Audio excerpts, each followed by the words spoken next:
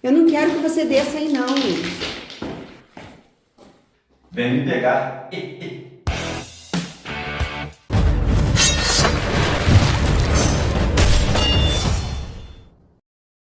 E aí, como vocês podem perceber, tem bastante NPC andando por aqui. É tipo eu aqui, ó, tô no meio de uma ilha grega, no meio do nada, usando Insider. Usei um monte de cor da Insider, porque Insider é coisa boa demais. E aí você consegue notar o que é uma pessoa bem vestida, com uma blusa de qualidade, para esse monte de NPC aí andando sem rumo para cima e para baixo na Acrópole. Se eu tivesse sem Insider nesse calor infernal da Grécia, eu tava frito. Então vai lá, clica no link na descrição, usa o meu código para você ganhar 12% de desconto na compra de qualquer item do site. Ou 18% se for sua primeira compra na Insider. E com a Insider a gente segue a nossa odisseia pela Grécia. Nossa última parada foi em Kefalônia, a grande ilha de Assassin's Creed Odyssey. A gente conheceu os principais lugares de lá, lugares lindos, bucólicos, mitológicos. Só que agora a gente segue a nossa viagem para um lugar ainda mais lendário. A mitológica ilha de Odisseu, o reino da Odisseia de Homero. Ítaca. O Braguinha sabe deixar o negócio épico, fala sério. De Kefalônia a gente parte direto para Ítaca. A gente entra de carro e tudo nessas barcas grandonas chamadas de ferry, que são muito comuns na Grécia para viajar entre ilhas. E a viagem dura mais ou menos 1 hora. Saindo da barca, a gente pega nosso besourinho e parte para nossa hospedagem. Vai ser uma cueca itaquense. Aí toda vez que você pegar a cueca, você vai lembrar. Acabamos de chegar em Ítaca. Agora dá uma olhada aqui na nossa casinha, ó. Manda beijo. Beijo. Olha aqui. Olha o quarto. Na verdade é uma open house, né? Aí, essa aqui é a visão da cama, ó. Olha isso aqui. Olha isso aqui. Aqui é da porta, ó. E aqui é do restante da casa. E ali da outra porta de saída, ó. Tem essas cadeirinhas aqui, ó. Mesinha. Uma cozinha. É aquilo que eu falei pra vocês. A gente gosta de ter tudo à mãos assim, né? Agora saca só esse banheiro aqui. Olha que top. Chuveirão, tá vendo? Aí. Vasinho. Isso é importante. E aqui, galera, vem o espetáculo principal. Olha essa vista aqui. Agora bora pegar o nosso carro para começar a odisseia por Ítaca, partindo para o centro da ilha, a charmosa cidade de Vati. Desde o final da minha adolescência, primeira vez que eu toquei nesse livro aqui, A Odisseia de Homero, eu prometi para mim mesmo que um dia eu iria conhecer a terra de Odisseu e a sagrada ilha de Ítaca. Bem, parece que aqui nós estamos. Senhoras e senhores, conheçam a lendária ilha de Ítaca.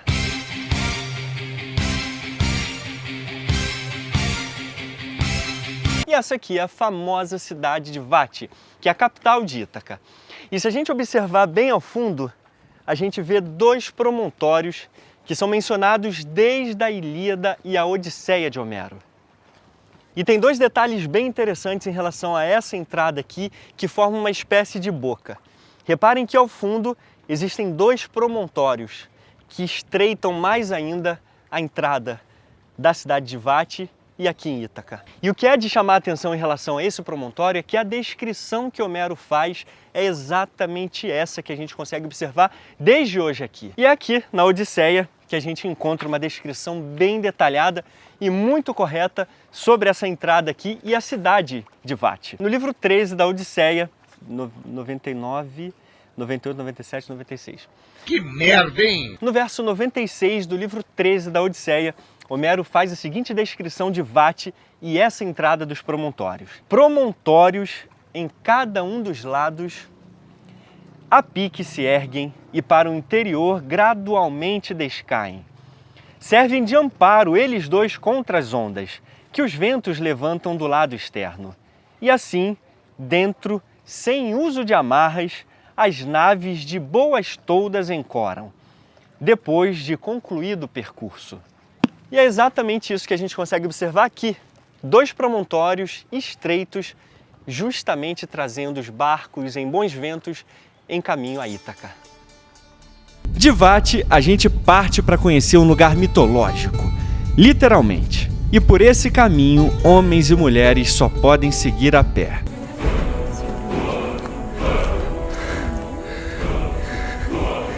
Esconderam bem. E a gente está passando por essa trilhazinha aqui, bucólica, né? Por um motivo muito específico e especial, eu posso dizer. Primeiro eu queria que vocês vissem daqui de cima a vista lá embaixo. Por que é tão lendário isso aqui? Esse é o primeiro motivo. Porque o segundo motivo está logo aqui, ó.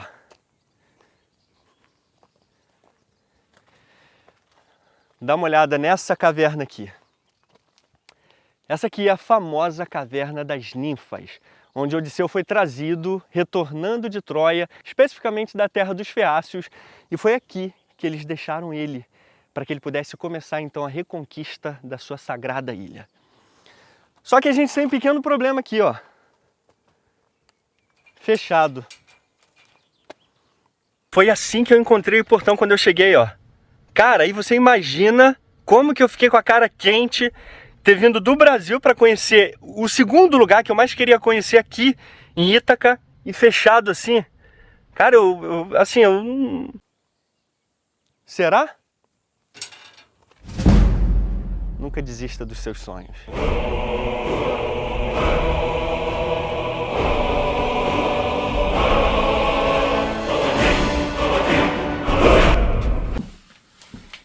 E aqui chegamos na entrada principal da Caverna das Ninfas, porque segundo a lenda, por que é importante essa entrada aqui?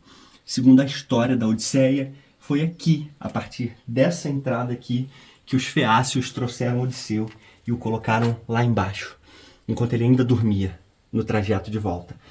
E havia 2 entradas de acordo com a própria Odisseia e, curiosamente, essas entradas se correspondem à realidade. Essa aqui é chamada de a Entrada dos Homens. E a outra entrada ficava na praia de Dexa, a cerca de 200 metros daqui. E o que é interessante é o seguinte, é que ela era chamada de a Entrada dos Deuses. E, curiosamente, até hoje, essa entrada não é acessível por homens. Então, desde a época de Homero, em que ele escreveu a Odisseia, aquela entrada já existia, era inacessível e, portanto, era conhecida como a Entrada dos Deuses, onde só eles podiam entrar.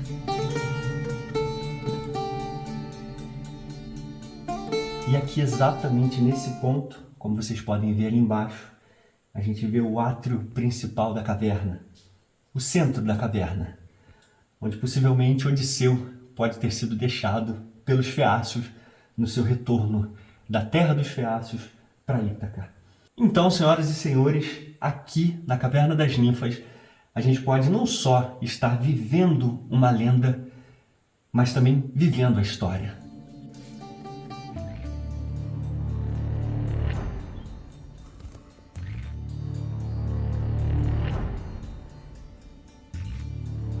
Aqui a gente está exatamente no centro da Caverna das Ninfas. E por que é tão importante, ó, aproveitando essa iluminação natural desse buraco que se abriu no teto, ó, por que é tão importante esse chão aqui que a gente está pisando?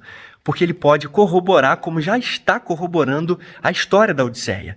É o seguinte, Homero diz pra gente que quando Odisseu estava vindo da terra dos feácios, ele veio de presente, ganhou de presente 13 trípodes, ou tripés. E esses trípodes, eles foram colocados aqui, escondidos aqui por Odisseu, para que ele pudesse então começar a sua reconquista de Ítaca. Aqui exatamente onde a gente está, foi onde Odisseu foi deixado com os seus presentes, os seus trípodes, para começar a sua reconquista de Ítaca contra os pretendentes.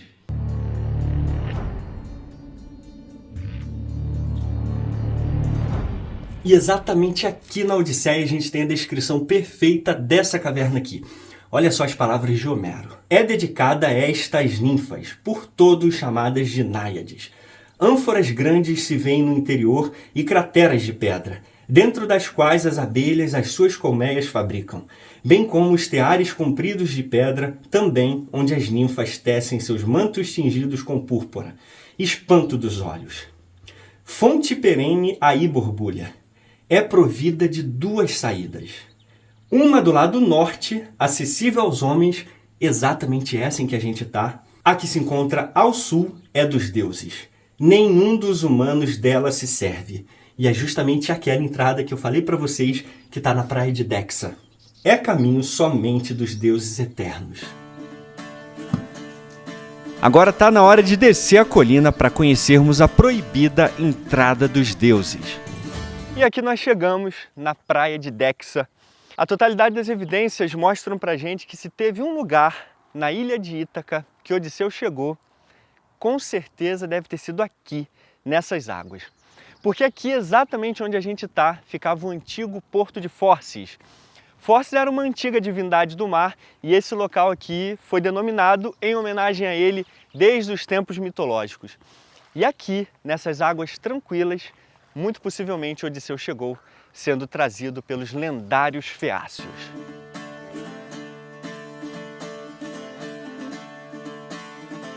E aqui na Odisseia, no livro 13, a gente tem uma descrição fantástica de Homero explicando pra gente como que os navegadores feácios chegaram exatamente aqui nessa baía de Déxia.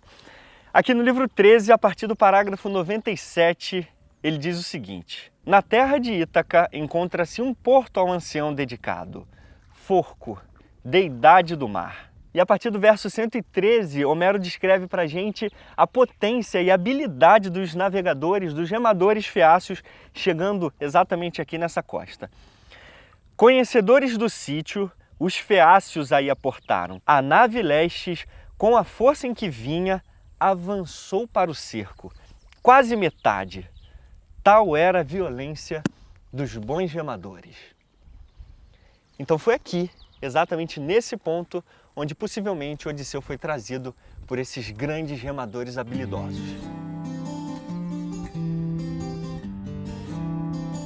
E agora vem a cereja do bolo desse porto aqui. Vocês lembram que a gente foi lá em cima, na Caverna das Ninfas? Aquela é a entrada norte, que é conhecida como a entrada dos homens. E aqui, exatamente aqui, na Baía de Déxia, tinha a segunda entrada, que era a entrada dos deuses. E agora vamos relembrar aqui, na Odisseia, no livro 13, a partir do verso 100, a descrição dessa caverna.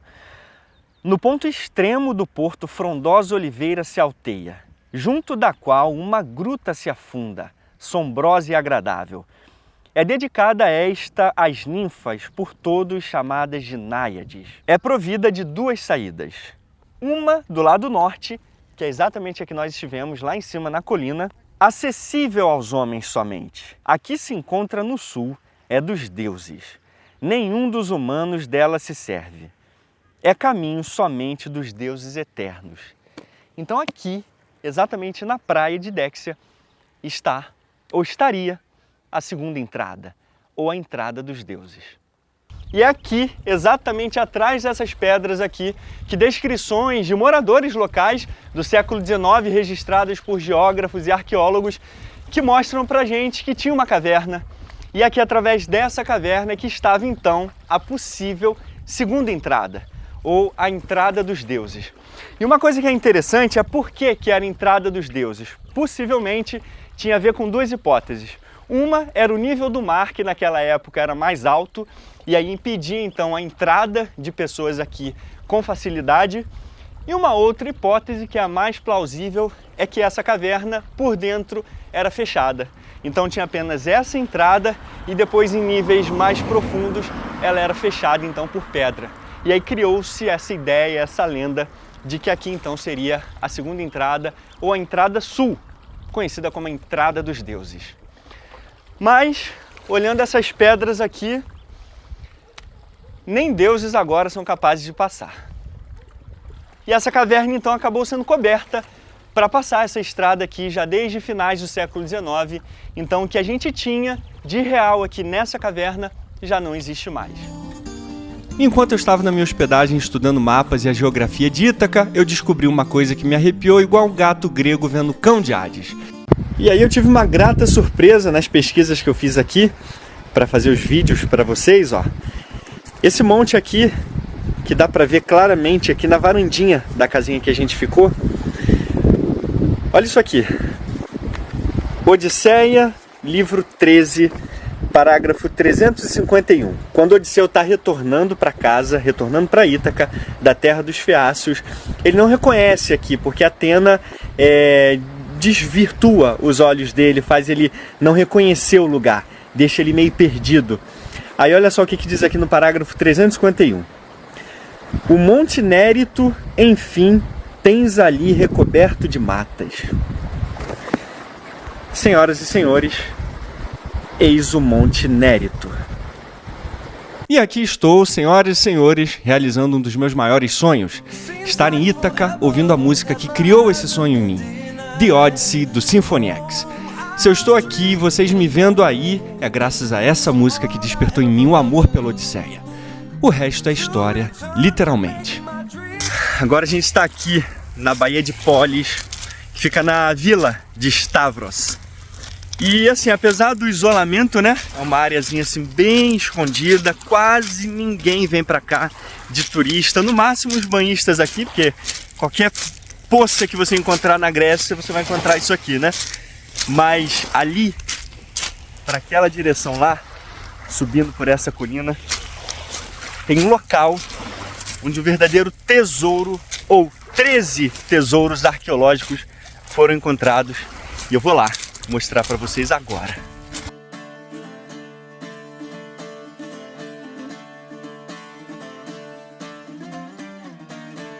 Agora a gente está indo para um lugar que deve ser a prova definitiva que desde os tempos antigos Ítaca era a lendária casa de Odisseu. Nos anos 50, a arqueóloga britânica Sylvia Bentham liderou uma equipe de estudiosos que com suas descobertas deram vida ao mito.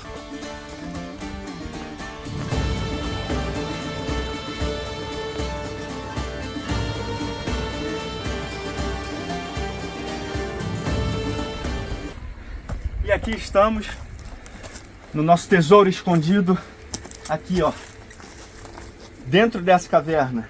Parece mais aquela caverna de Skyrim que vai pular aquelas aranhas miseráveis gigantes, mas não se deixe enganar não. Aqui dentro tinha um tesouro arqueológico inestimável. Como vocês podem ver, é uma caverna relativamente pequena, tá bem fechada essa gruta aqui. Só que é o seguinte, na década de 30, um time de arqueólogos ingleses começaram a escavar essa região aqui, que é a região de Stavros, na Baía de Polis, como eu falei para vocês, que é aquela praia de onde a gente veio. E aqui dentro, eles encontraram 13 tripés, datando aproximadamente do século 8 a 10 a.C. E por que isso é tão importante e significativo? Porque esses 13 tripés são mencionados em Homero na Odisseia, como os presentes que Odisseu recebeu enquanto vinha da terra dos Feácios. Então por isso que encontrar aqui 13 tripés é algo que pode corroborar muito a história da Odisseia. É claro que ninguém pode dizer que esses 13 tripés que foram encontrados aqui dentro eram os mesmos tripés que Odisseu trouxe da sua viagem. Seria uma afirmação e tanto. Então se não forem de fato os tripés de Odisseu, comprova que aqui, na ilha de Ítaca, ele já era reconhecido como um grande herói, já cultuado em toda a sua ilha.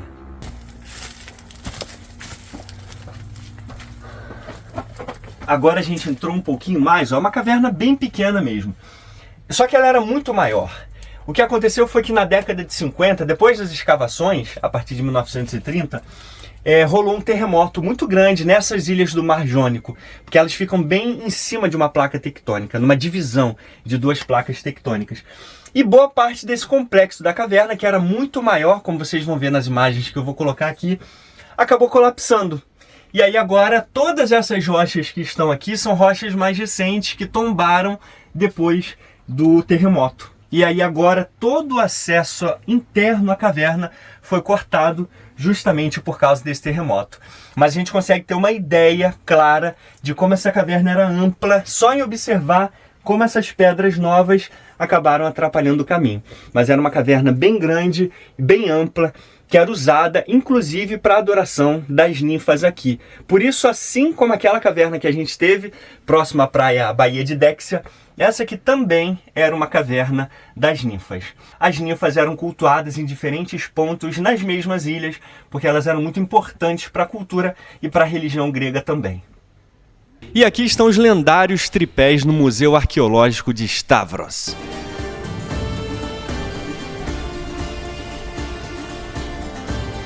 Agora eu quero levar vocês para uma escola, mas não qualquer escola. É uma escola onde o professor não é ninguém mais, ninguém menos que Homero.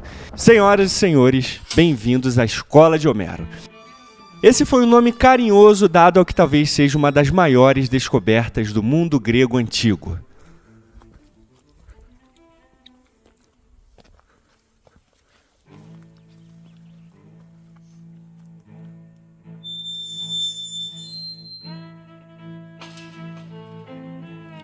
Essa região aqui é chamada de Ágios Atanásios. E ela sempre foi uma região muito importante para a história de Ítaca, porque muitos objetos foram encontrados aqui. Muitos deles datando desde o período micênico, como vasos e inscrições. Aliás, aqui em Ítaca é o único lugar das 3 ilhas vizinhas onde foram encontradas inscrições em linear B, que era o alfabeto grego do período micênico.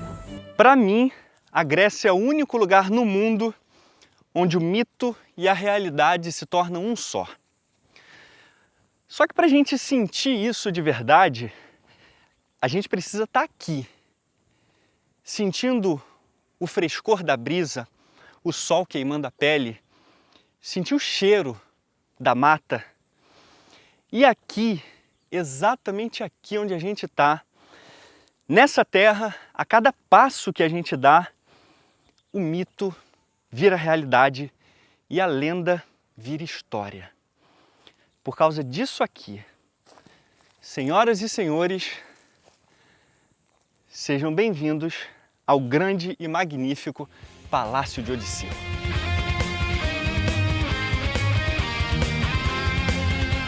E se tinha objetos micênicos, por que não poderia ter um palácio micênico? E foi exatamente procurando vestígios desse palácio que, a partir da década de 90, arqueólogos da Universidade de Ioannina, aqui na Grécia, começaram a escavar esse local aqui em busca desse famoso palácio.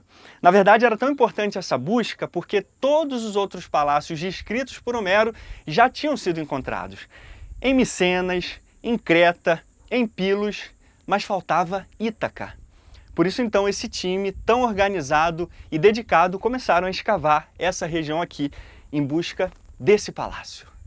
Mas como vocês podem ver, infelizmente o sítio está parado. Desde 2009, por falta de recursos, eles não puderam mais continuar a escavação. Eles não conseguiram mais avançar com um projeto que é tão importante não só para a história de Ítaca, mas para a história de toda a Grécia. E até que a gente consiga avançar nos estudos, infelizmente a gente não vai ter novas informações e novas conclusões a respeito desse lugar aqui tão magnífico.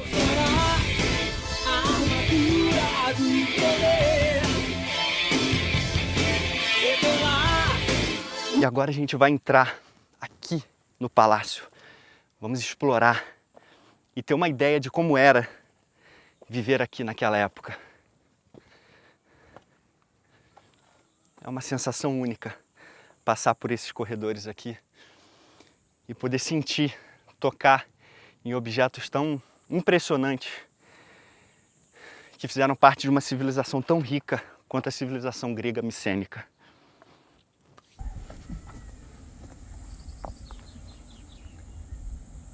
Nem sai daí. Não, mas tá longe. Fica tranquila que tá tranquilo. Agora, são nos detalhes que a gente consegue perceber como que esse palácio foi bem projetado e tem todos os indícios de que foi do período micênico realmente. Dá só uma olhadinha aqui dentro. Isso aqui é um poço que é datado do período micênico, exatamente por volta de 1200 a 1050 a.C. E por que é tão importante encontrar esse poço aqui? Além da datação ser do período de Odisseu, ele prova que esse palácio aqui ele foi muito bem pensado e planejado para ser funcional, para muitas pessoas morarem aqui ao redor, como eram os palácios micênicos daquela época. Então esse poço aqui vivia cheio d'água. E o que é mais interessante é o seguinte, ó, se vocês observarem aqui, na saída do poço tinha essa canaleta, ó, onde água escorria frequentemente, porque aqui dentro tinha uma mina d'água. Então aqui era um escape da água para irrigar outras áreas, outros níveis mais abaixo aqui do palácio. Então é impressionante a gente poder ver e imaginar esse complexo fazendo parte mesmo de algo incrível do período micênico e muito possivelmente de Odisseu.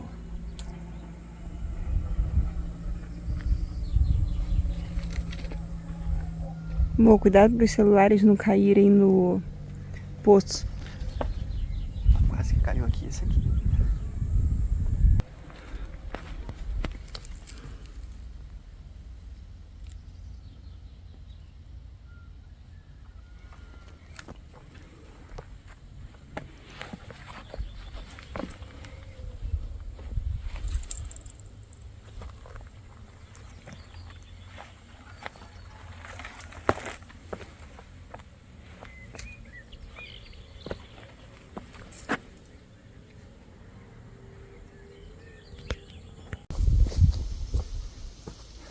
E aqui, exatamente nesse lugar aqui, o que parece ser só uma caverna simples, na verdade é uma fonte de água.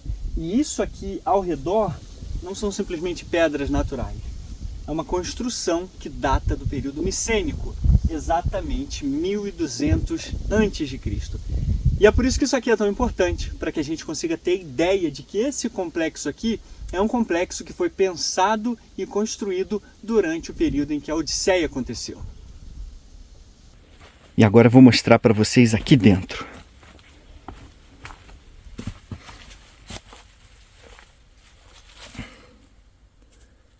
Tenebroso, né?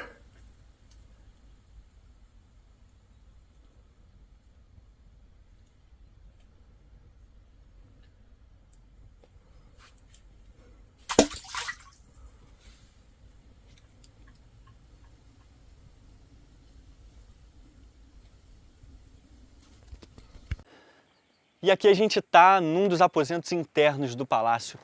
Como vocês podem perceber, tem sinais de argamassa ainda originais, ó, tanto aqui nessa parede interna, quanto na seguinte também, provando que eles eram palácios muito bem feitos, decorados, com estilo próprio micênico da época. Agora, além disso, não custa a gente destacar a importância de se encontrar esse palácio aqui. Porque, como eu disse para vocês, esse foi o último palácio a ser encontrado, descrito por Homero, tanto na Ilíada quanto na Odisseia. Então faltava esse palácio aqui para a gente fechar toda a narrativa histórica e literária dentro do mundo de Homero.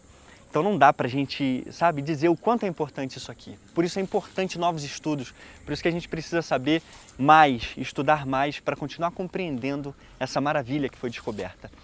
Além disso, além de todos esses detalhes impressionantes em relação à arquitetura, a gente tem muitas outras evidências que comprovam que esse palácio aqui era do período micênico. Por exemplo, além do poço que a gente acabou de encontrar ali, a gente tem essas escadarias que também datam do período micênico.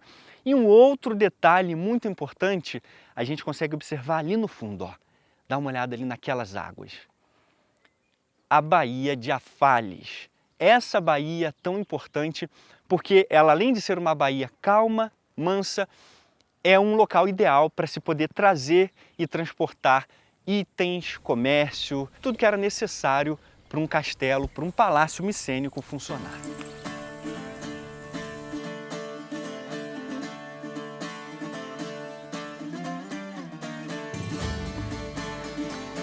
E aqui a gente tem o portão de entrada do palácio. Essa forma aqui em arco, também muito típico do período micênico. Agora a gente vai entrar aqui dentro, vamos explorar aqui o palácio por dentro. É impressionante a sensação. Imaginar Odisseu, Penélope, Telêmaco aqui dentro, vivendo suas vidas. É uma experiência única mesmo. E aqui a gente está dentro de um outro cômodo daqui do palácio, como vocês podem ver, ó. A gente tem paredes aqui, tem portas, tem janelas e a gente consegue ver o outro lado do pavimento que a gente estava ainda há pouco, que tudo indica que é o pavimento principal. Agora, um detalhe interessante é o seguinte, aqui esse palácio aqui, esse complexo. Agora, um detalhe interessante aqui é o seguinte, esse palácio aqui inteiro, esse complexo, ele tinha 2 andares. Então aqui a gente está no térreo e como a gente pode observar, ó, mais acima ali daquele que está um pouco mais longe, a gente consegue ver que tinham mais níveis acima realmente. Pelo menos 2, de acordo com os arqueólogos. Então aqui a gente consegue ter uma ideia clara de como seriam os palácios do século 8 até pelo menos o século 10 a.C. Mas a verdade é que, independentemente desse aqui ser o palácio de Odisseu, ou de Odisseu ter existido ou não, a verdade é que a sua Odisseia existiu. E ela continua encantando pessoas 3.000 anos depois de ter sido escrita e vai continuar encantando pessoas durante os próximos 3.000 anos. E por isso eu vim conhecer, viver e ver a ilha de Ítaca com meus próprios olhos. E esse, senhoras e senhores, é o fim da minha Odisseia.